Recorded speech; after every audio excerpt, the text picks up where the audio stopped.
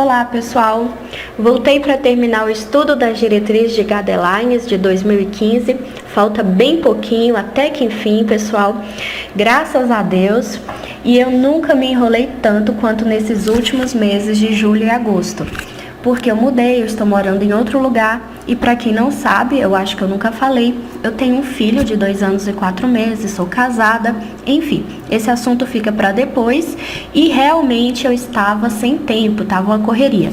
Mas eu estou de volta e pronta para estudar e passar para vocês muitos assuntos. E vamos que vamos nessa. O assunto agora é sobre educação. As diretrizes de Guidelines preconizam a educação, tanto que eles a todo momento mostram isso. Então, eles falam que para otimizar a probabilidade de que as vítimas em parada cardiorrespiratória recebam cuidados da mais alta qualidade, é necessário de que sejam baseados em evidências e que os treinamentos utilizem princípios educacionais respaldados por pesquisas científicas, que traduzam o conhecimento científico em prática. Então isso aqui é perceptível em todo o documento das diretrizes, porque além deles darem a norma, ou melhor, a diretriz, eles falam a mudança de um ano em relação ao outro e o mais importante, eles dão a explicação, o porquê, sempre baseado em evidências científicas na prática. Com relação aos dispositivos de feedback para a RCP, essa diretriz também foi atualizada. Ela fala que é considerável a utilização de orientação auditiva, ou seja, aqueles dispositivos, aqueles aparelhos que vão auxiliar durante a ressuscitação cardiopulmonar. Dispositivos que auxiliam são conhecidos por metrônomo. A música também ela pode melhorar a adesão às recomendações na velocidade das compressões torácicas.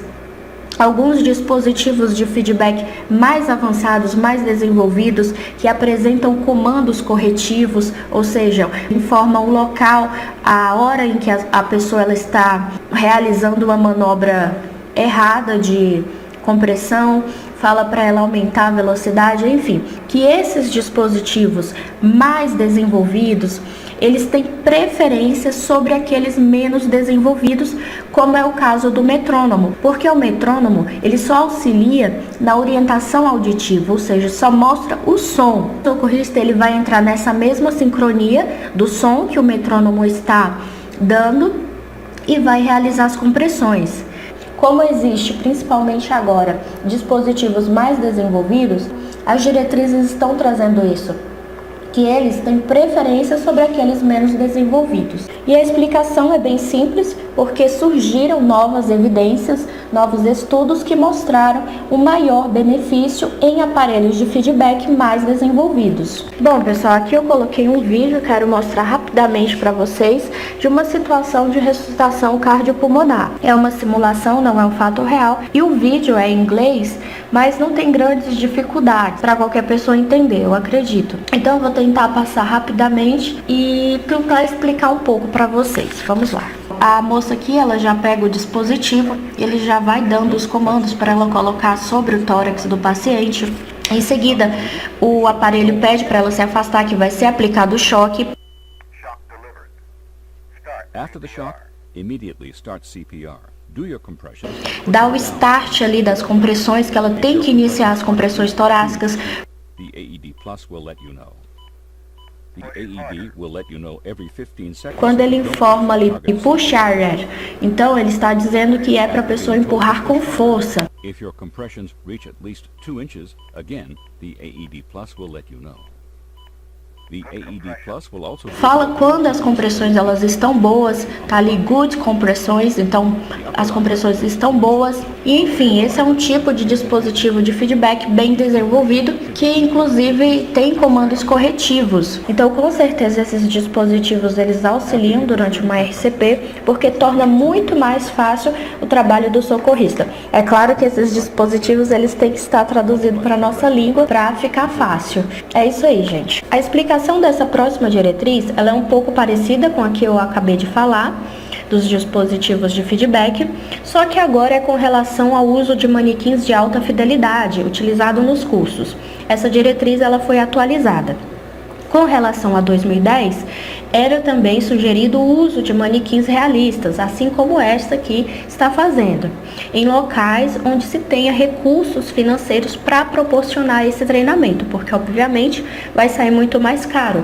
O custo desses manequins é mais desenvolvidos. Porém, as instituições que não tenham recursos para ter esses manequins, que usem os mais simples. De qualquer forma, é bom, é aconselhado, é sugerido que se use esses manequins nos cursos de treinamento em RCP. E a explicação vem agora. Porque, apesar de não se ter tantas evidências que demonstrem que um manequim mais desenvolvido no treinamento possa oferecer uma maior preparação para os estudantes, em contrapartida, o mal é que não vai fazer. E se há recursos para isso, então que se faça. Ok, pessoal? Então, resumidamente, é isso.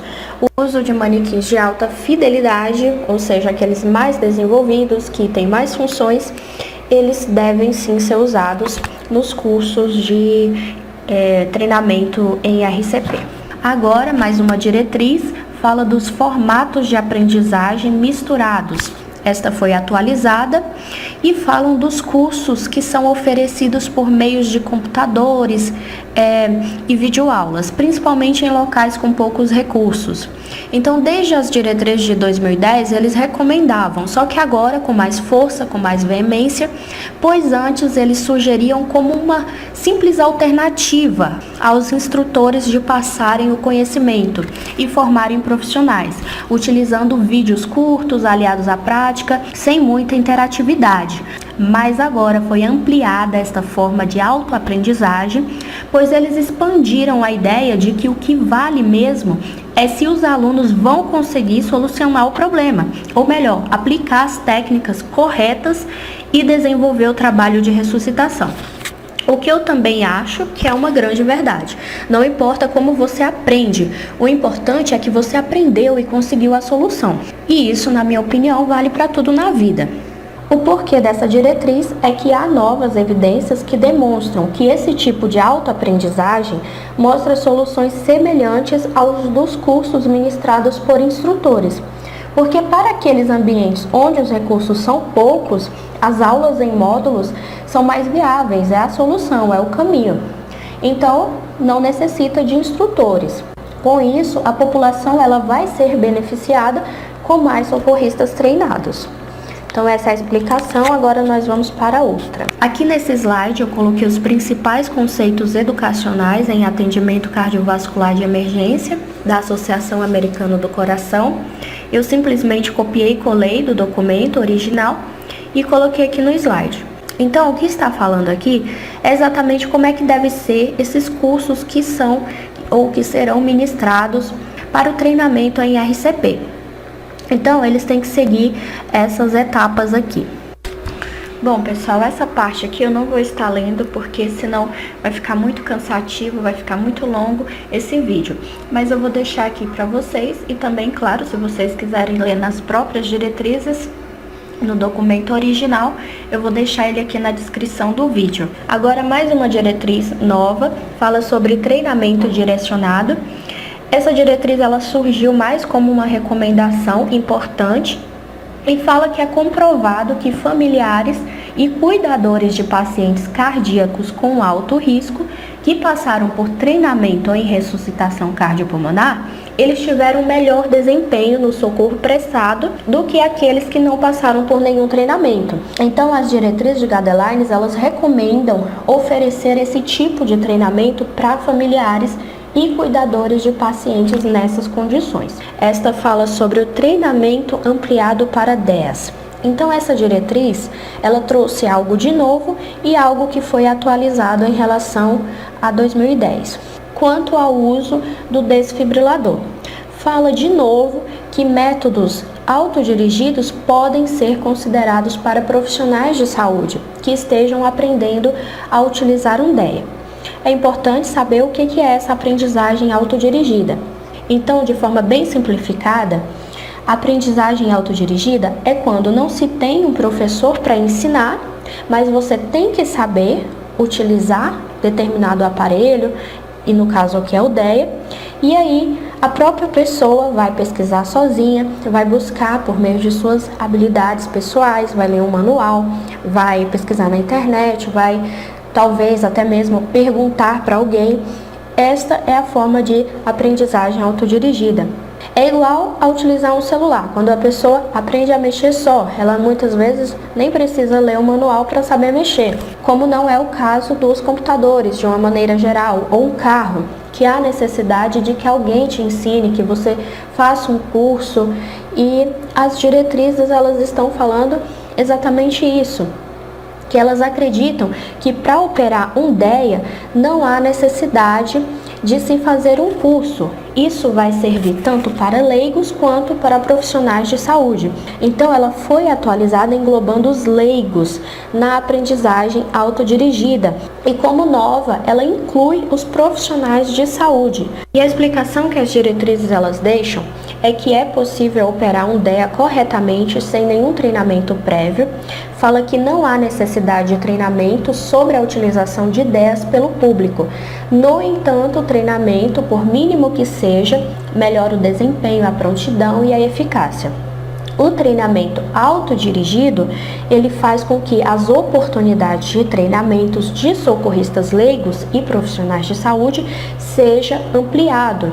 E dessa forma, acredita-se que vai minimizar o tempo de desfibrilação em vítimas de parada cardiorrespiratória. E o uso do DEA, ele tem o papel de não se limitar somente ao uso de indivíduos treinados. E o próprio nome dele já diz que é desfibrilador automático externo, ou seja, ele vai ficar ali ao acesso do público em geral.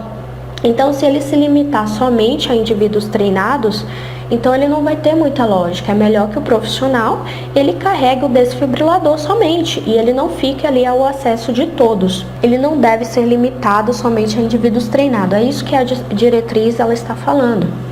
Mas sempre enfatizando o treinamento. Só não faz o treinamento se realmente não for possível. Agora mais uma diretriz que foi atualizada, fala do trabalho em equipe e liderança. Diz que, dado o pequeno risco de danos e o possível benefício do trabalho em equipe e do treinamento em liderança, a inclusão desse tipo de treinamento como parte do suporte avançado de vida é aconselhável.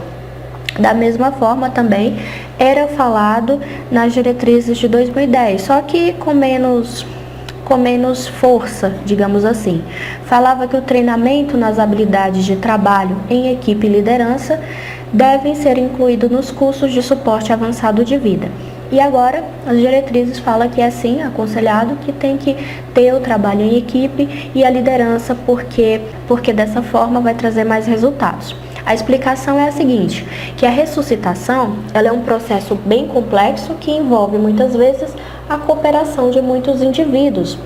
E o trabalho em equipe e a liderança, eles são importantes componentes para a ressuscitação eficaz. Agora sobre a RCP somente com compressão.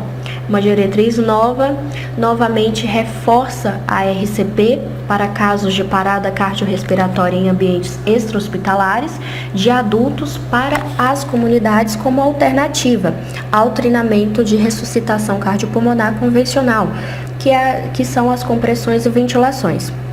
Então, aplicar somente as compressões no caso de uma PCR em ambiente extra-hospitalar, como alternativa para as comunidades. Sobre isso eu já falei bastante nos outros vídeos. A explicação é que simplesmente é mais fácil de executar e até um atendente ao telefone ele pode orientar um leigo a fazer as manobras, pois é melhor iniciar a RCP do que não fazer nada. A próxima e última diretriz desse assunto aqui da educação fala da reciclagem em suporte básico de vida, um intervalo, aliás, de reciclagem em suporte básico de vida, uma diretriz que foi atualizada e que também veio algo de novo. A reciclagem que está se referindo aqui é exatamente essa, a reciclagem educacional. É uma maneira de se manter constantemente em dia com as novidades da sua carreira e de todo o mercado de trabalho, de uma maneira geral. O que foi atualizado é que agora eles recomendam a reciclagem com mais frequência aos indivíduos que tenham maiores probabilidades de se deparar com quadros de paradas cardiorrespiratórias. O que veio de novo é que não há um período mínimo para reciclagem, como era falado nas diretrizes de 2010, que estipulava 2 anos para que ocorressem esses cursos, com reforço se necessário. Não existe mais esse período para fazer a reciclagem. Ele tem que ser sempre com mais frequência, sempre que possível, enfim. O porquê disso tudo é que, embora os dados eles ainda sejam poucos, sejam limitados, observa-se uma melhora nas habilidades e na confiança entre os alunos que recebem treinamento com mais frequência. Além disso, reciclagens frequentes com simulação baseada em manequins, elas podem reduzir custos e diminuir o tempo total necessário para a reciclagem, em comparação com os intervalos usuais. Ok, gente? Essa foi a última diretriz deste assunto. Na próxima videoaula eu vou estar falando de primeiros socorros, que vai ser realmente o último assunto de todo esse estudo das diretrizes de guidelines. É um assunto muito interessante, bem importante também, e vai ser o meu último vídeo dessa série das diretrizes de guidelines, na qual eu vou estar fazendo com muito prazer. Bom, pessoal, se vocês gostaram do meu vídeo, não se esqueçam de dar o joinha, o like. Se vocês não gostaram, dê também o like. Não, brincadeira. Bom, pessoal, se vocês gostaram do vídeo, não se esqueçam de dar o like, de dar o joinha, de avaliar, porque isso, pra mim, é o retorno de vocês, tá bom? É o retorno para saber se as videoaulas estão boas, no que eu tenho que melhorar.